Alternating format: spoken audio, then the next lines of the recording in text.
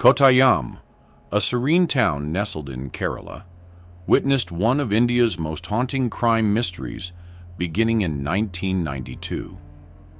This was a story spanning nearly 3 decades, filled with unanswered questions and unsettling discoveries. At its center was Sister Abhaya, a young nun whose future seemed bright, until the morning she vanished without a trace.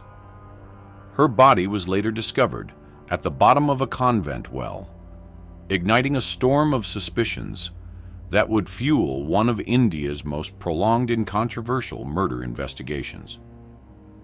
At just 21, Sister Abhaya belonged to the Kannanaya Catholic community, dedicating her life to prayer, study, and acts of service. But on the morning of March 27, 1992, her life was tragically cut short. Authorities initially ruled her death a suicide. Yet that wasn't the end of her story. Troubling clues left behind: an open refrigerator door, spilled water, and a lone slipper concealed beneath the fridge suggested a darker truth lurking beneath the surface. Her family, friends, and a determined group of activists immediately challenged the police's conclusions. To them, it was unthinkable that Abhaya, a devout young woman, would take her own life. They saw her case not as a simple investigation, but as a complex and layered enigma. Among those advocating for justice was Jomon Puten Purakal, a local activist who became a relentless voice, vowing to keep Abhaya's memory alive and to uncover the truth, no matter how long it took. Initial reports were brief and dismissive. Yet, as new information surfaced, a seemingly straightforward tragedy transformed into a deeply contentious mystery. The early investigation was found riddled with gaps, mishandled evidence, and ignored leads. Suspicion grew, not only about what had happened to Sister Abhaya, but about who might be suppressing the truth. For years, Sister Abhaya's case has both captivated and haunted Kerala.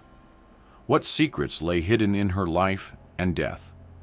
And why did it take nearly 3 decades for the truth to emerge? Join us as we unravel this chilling journey, one filled with twists, riddles, and an unyielding fight for justice that spanned generations.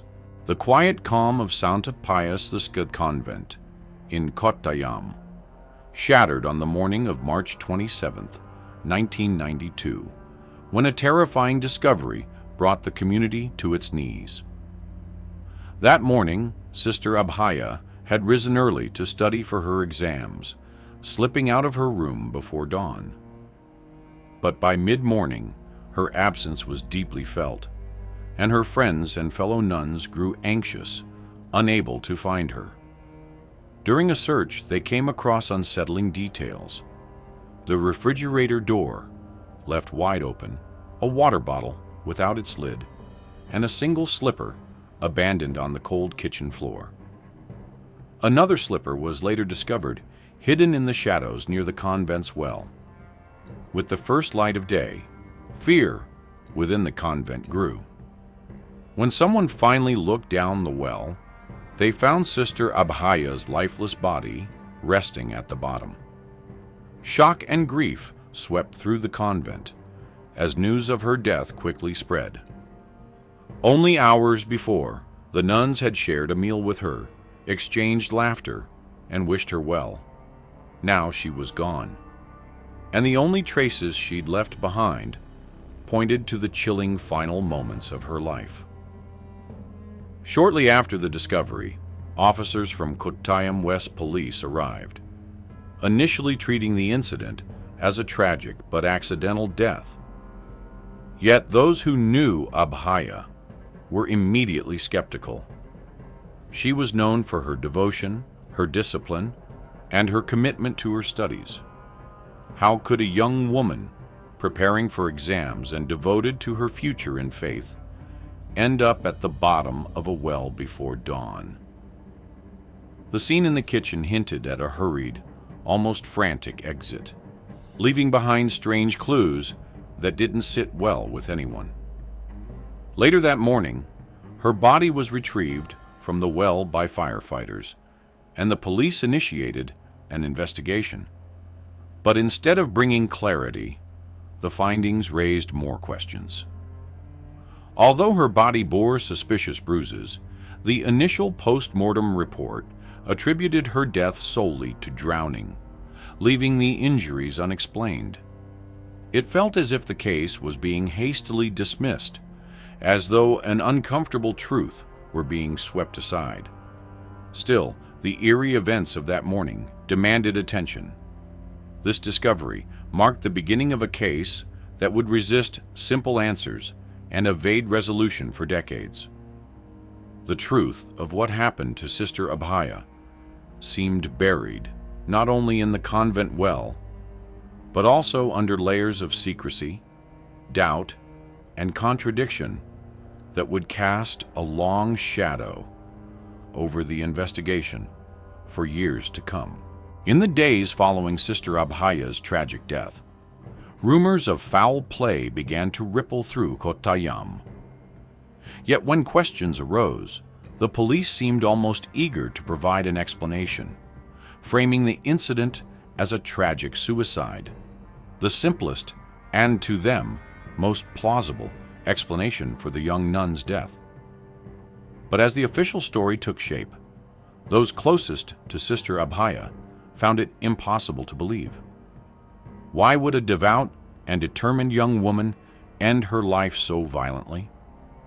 This explanation was incomprehensible to her family, friends, and fellow nuns, all of whom grew increasingly troubled by an investigation that seemed worryingly incomplete. Vital details appeared either overlooked or dismissed altogether.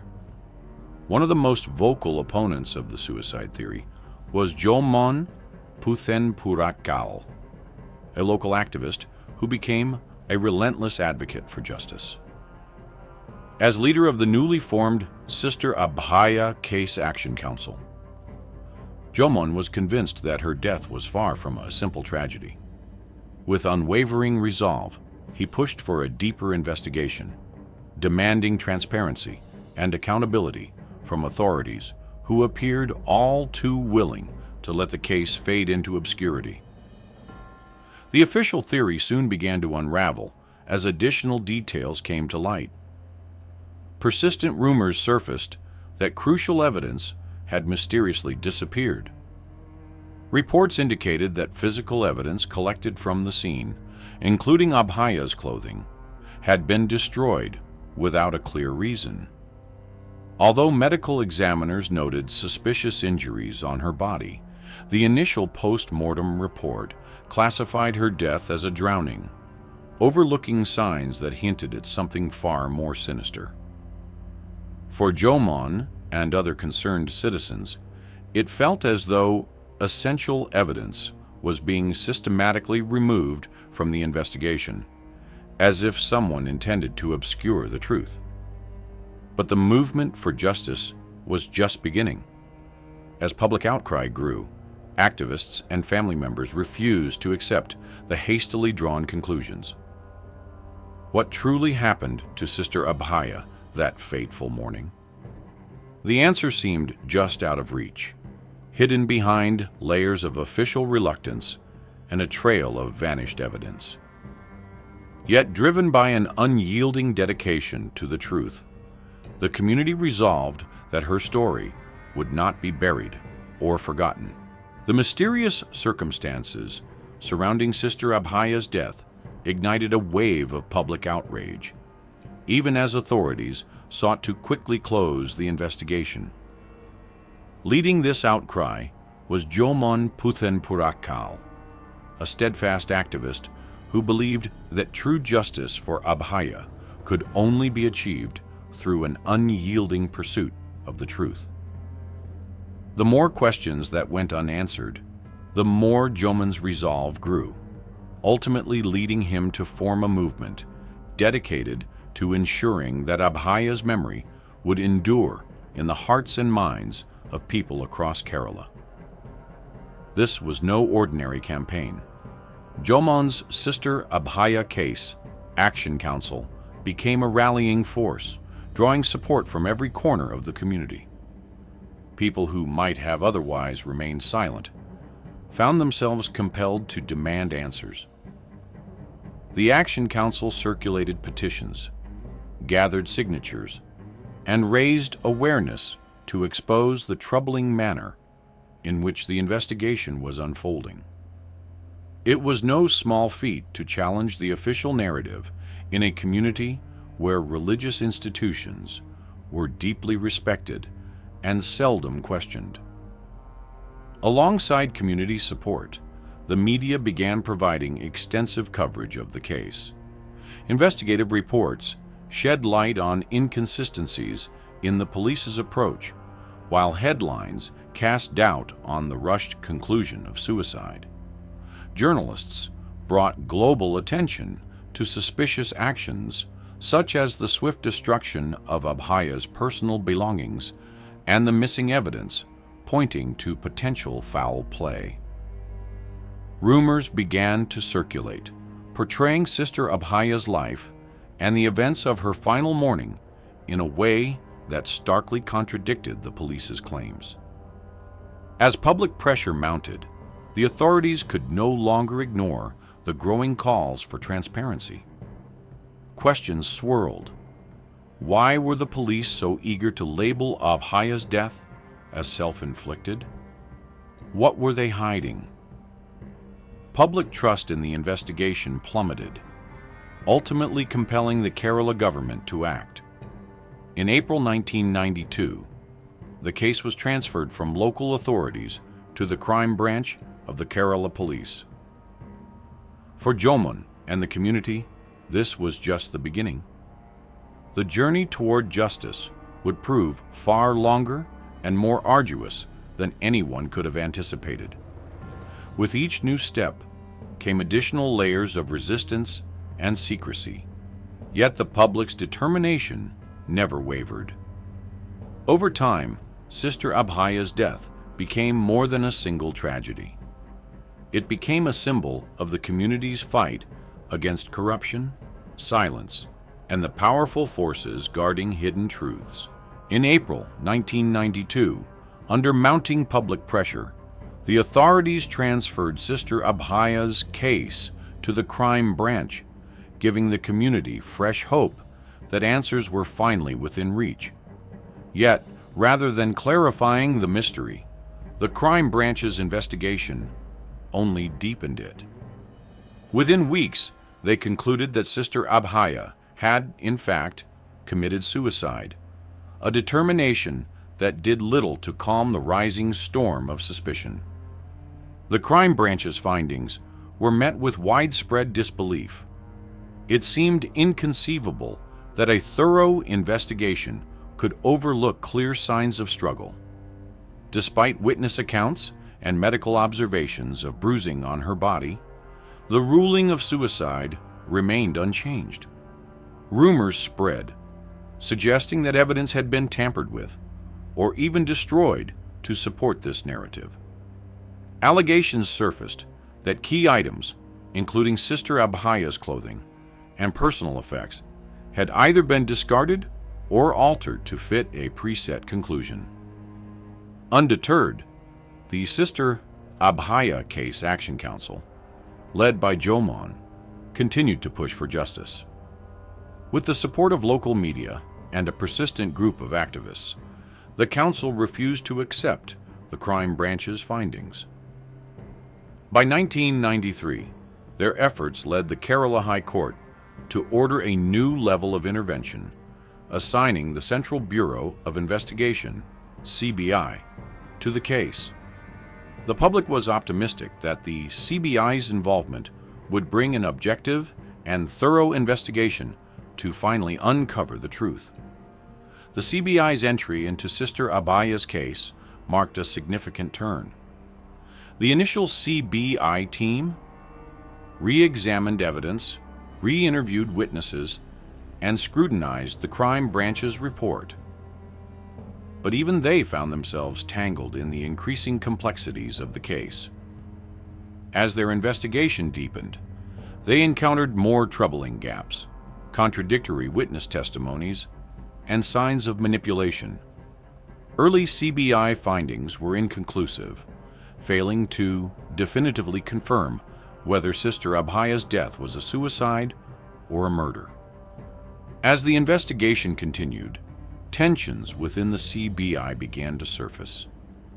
Investigators resigned from the case, citing ethical concerns and alleging that they were pressured to conclude the death as a suicide.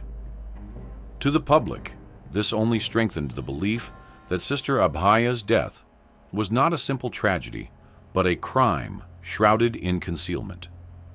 Despite these setbacks, the case remained open, and the mystery, while still unresolved, was far from forgotten.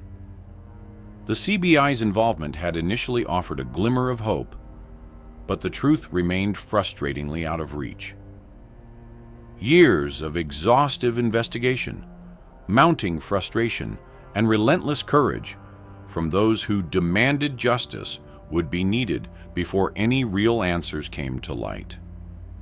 Sister Abhaya's case continued to cast a long shadow over Kerala's justice system, transforming what was expected to be a final pursuit of truth into a prolonged, arduous battle. As the Central Bureau of Investigation, CBI, dug deeper into Sister Abhaya's case, disturbing patterns emerged, a trail of lost evidence, missing documents, and conflicting theories, all suggesting something far darker than suicide. Despite several forensic analyses, the mystery surrounding Sister Abhaya's final moments only grew. In reviewing her post-mortem report, medical professionals noted bruises and injuries inconsistent with drowning, pointing to a possible struggle. Yet, these findings raised more questions than they answered, and no clear explanation was offered for her injuries.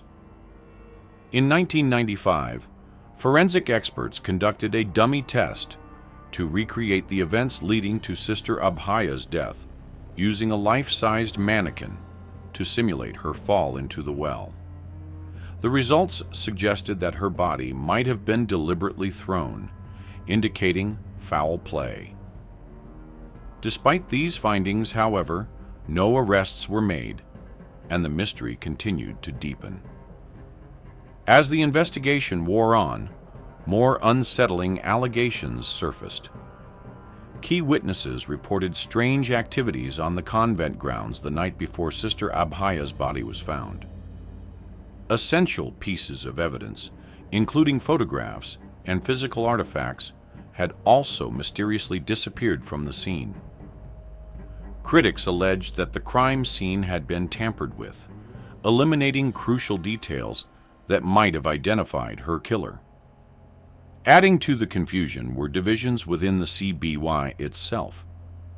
Varghese P. Thomas, a senior CBI officer on the case, ultimately resigned, stating publicly that he had been pressured to conclude Abhaya's death as a suicide. His revelation ignited public outrage, as many now saw the case not only as a murder mystery, but as a powerful symbol of corruption within institutions meant to uphold justice. Lacking definitive answers and fraught with conflicting theories, the investigation seemed to stall. Yet to those who knew Sister Abhaya, along with the activists and supporters who had come together in pursuit of justice, there was no doubt. Her death was not an accident. They were convinced it was murder, concealed from the public eye. Fueled by frustration, they continued their fight, urging the CBI to finally unveil the truth that had eluded them for so long. For years, it seemed as though Sister Abhaya's case was destined to remain unresolved, a tragic mystery entangled in contradictory evidence and missed opportunities. But in 2008, A breakthrough finally rekindled hope for justice. The Central Bureau of Investigation, CBI, appointed a new team led by Deputy Superintendent Nandakumaran Nair, who pledged to re-examine every detail and pursue every lead. Under his leadership, the CBI adopted a bold approach, revisiting witness statements and re-evaluating evidence from a fresh perspective. The case turned on a key witness, Adaka Raju, a petty thief who claimed to have witnessed unusual activity around the convent on the night of Abhaya's death. Raju stated that in the early hours of March 27, 1992, he had seen 3 individuals near the convent grounds. These individuals were eventually identified as Father Thomas Couture, Father Jose Puthrik Kayil, and Sister Sephi. According to Raju's account, Abhaya might have stumbled upon these 3 in a compromising situation, a discovery that may have sealed her fate. Though his story initially seemed improbable, it provided the CBI with a vital lead. Using Raju's testimony as a foundation, the CBI developed a troubling theory. They hypothesized that early that morning, Sister Abhaya had entered the convent kitchen and inadvertently witnessed the 3 accused in a compromising encounter. Fearing exposure, Sister Sephi and the 2 priests allegedly attacked Abhaya to silence her. According to the CBI, Sister Sephi struck Abhaya on the head with a blunt object, likely an axe, while the priests helped dispose of her body by casting it into the well. On November 19, 2008, the CBI arrested Father Thomas Couture, Sister Sephi, and Father Jose Puthrik Kayil, charging them with murder, destruction of evidence, and defamation. The arrests sent shockwaves through Kerala, as the involvement of respected religious figures added an unsettling layer to an already complex case. The accused, however, steadfastly claimed their innocence. Father Couture notably stated, "I have done no wrong. The Lord is with me." These arrests marked a pivotal moment, signaling a significant shift in the investigation and a hopeful step toward justice. For the first time, the public felt that the truth might finally come to light. However, as subsequent legal battles would soon reveal, the journey was far from over. The evidence against the accused was largely circumstantial, and the legal proceedings would become a lengthy struggle, testing both the CBI's case and the resolve of those seeking justice for Sister Abhaya. Following the arrests of Father Thomas Couture, Sister Sephi, and Father Jose Puthrik Kayil, it seemed as though justice was finally within reach. However, as charges were filed and legal proceedings began, the case quickly spiraled into a protracted legal saga, marked by delays, technicalities, and countless court sessions. What was expected to be a straightforward trial turned into a complex courtroom drama that stalled the case for years. The defense wasted no time in attacking the reliability of the evidence. Given that much of the CBI's case was built on circumstantial elements, witness testimonies, and contested forensic findings, the defense sought to undermine these sources. Central to their challenge was the testimony of Raju, the petty thief who claimed to have seen the 3 accused on the convent grounds. The defense argued that Raju's criminal background made him unreliable, suggesting that he may have been coerced into testifying against the accused.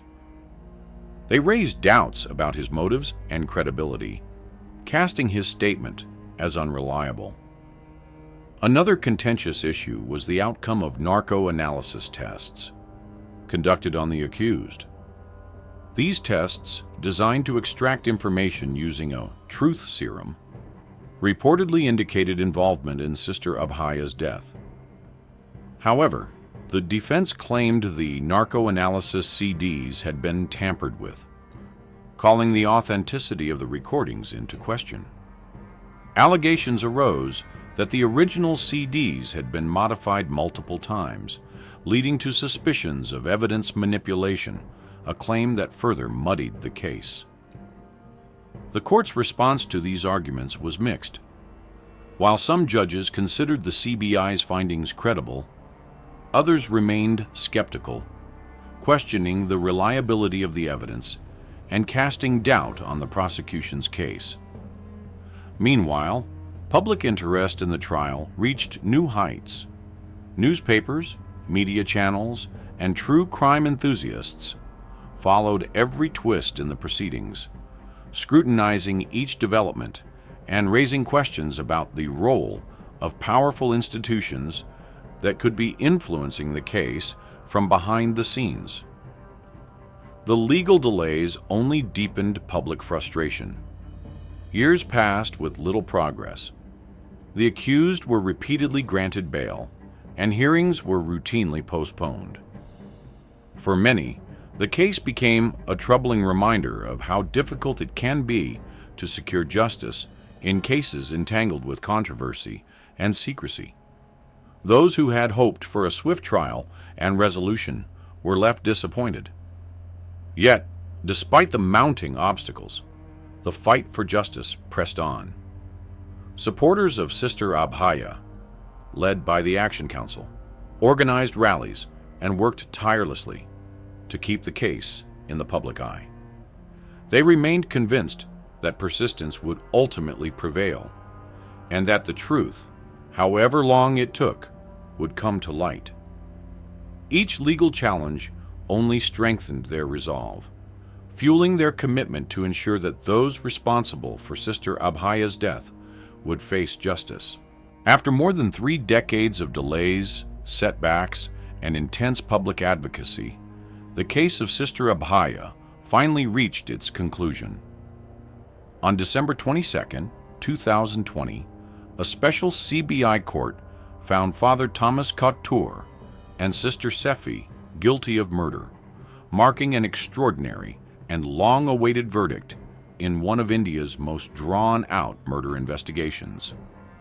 The outcome reverberated through Kerala and beyond, offering closure for a case that had haunted the community for generations. The court determined that on the early morning of March 27, 1992, Sister Abhaya had inadvertently witnessed Couture and Sefi in a compromising situation.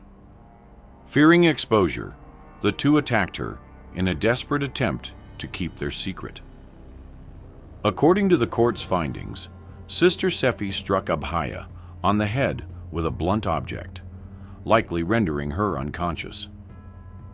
Couture and Sefi, assisted by another priest, then disposed of her body in the convent's well, hoping to stage her death as a tragic accident or suicide. This verdict confirmed what Abhaya's family, friends, and activists had long suspected, that her death was no accident, but a deliberate act of violence concealed for decades. Throughout the trial, Father Couture maintained his innocence, reacting to the verdict with calm disbelief. "I have done no wrong," he asserted once again, claiming to hold his faith as proof of his innocence.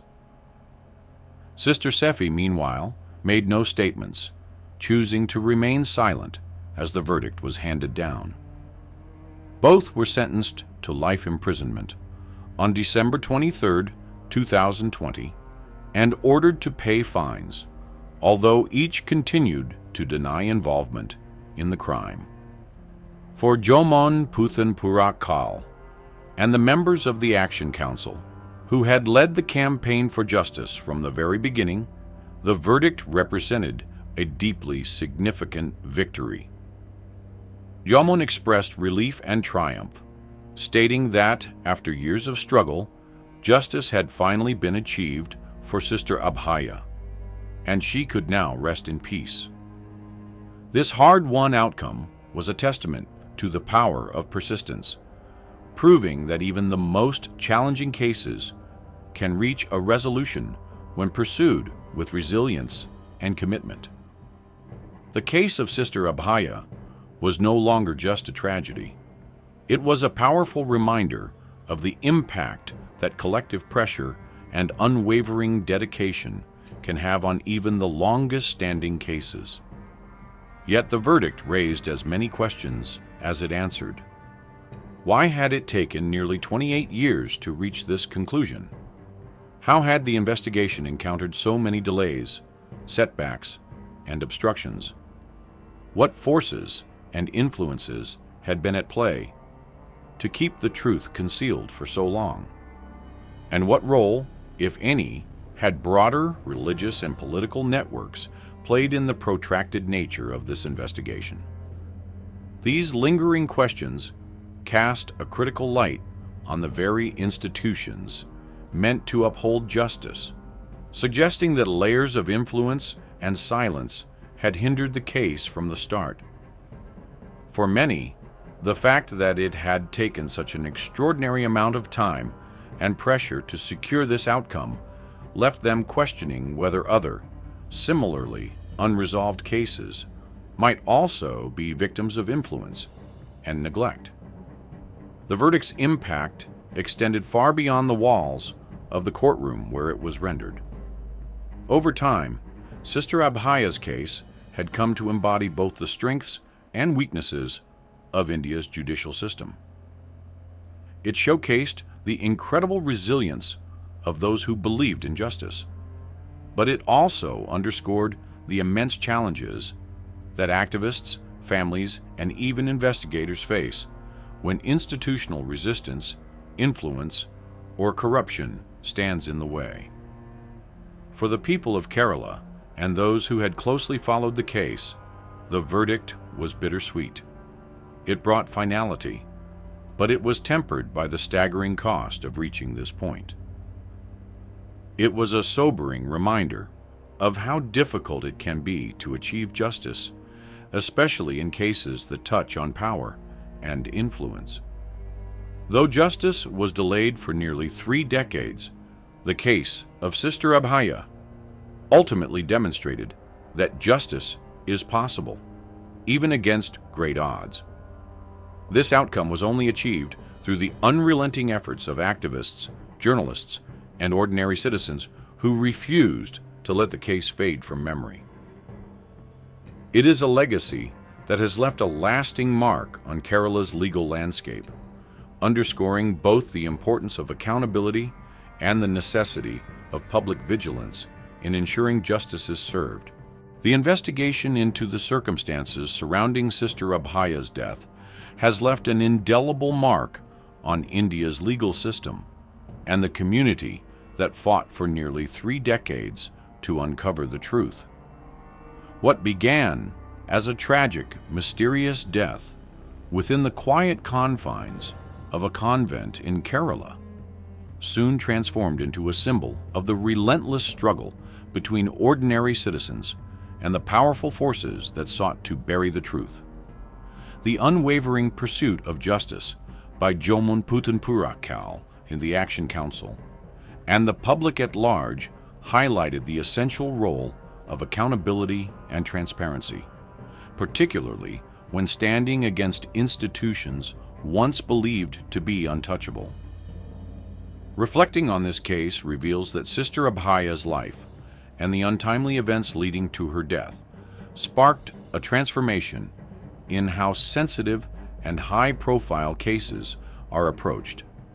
Her story, carried forward by activists, journalists, and countless supporters, revealed critical weaknesses within the investigative and judicial systems, flaws that too often allow justice to slip through the cracks. Despite concerted efforts to conceal the truth, the case became a rallying cry for reform, underscoring that even long-suppressed truths can be brought to light with enough collective resolve. Yet, despite the hard-won victory in Sister Abhaya's case, many questions remain.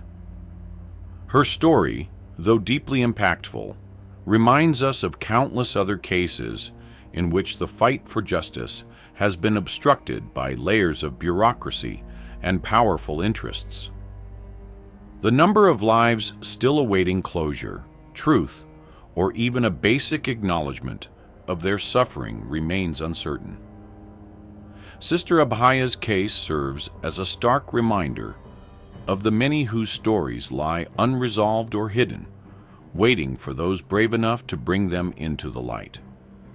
Her case underscores the reality that justice, though often delayed, is achievable, but only when sustained by courage, community support, and an unwavering dedication to the truth. As this chapter closes, we honor Sister Abhaya's memory, not only as a victim, but as a symbol of resilience and the collective will of a community that refused to give up. Her story is a testament to the idea that even the most challenging mysteries can be unraveled through perseverance, bravery, and solidarity. The determined efforts of her advocates remind us that justice is not solely the domain of courts and institutions. It is the rightful demand of all those who believe in the truth and refuse to let it be silenced. In Sister Abhaya's story lies a broader, timeless message that when ordinary people come together, they possess the power to challenge even the most seemingly insurmountable barriers. Her life and the long journey to justice that followed her death stand as a profound example that truth and justice can prevail, regardless of how much time has passed.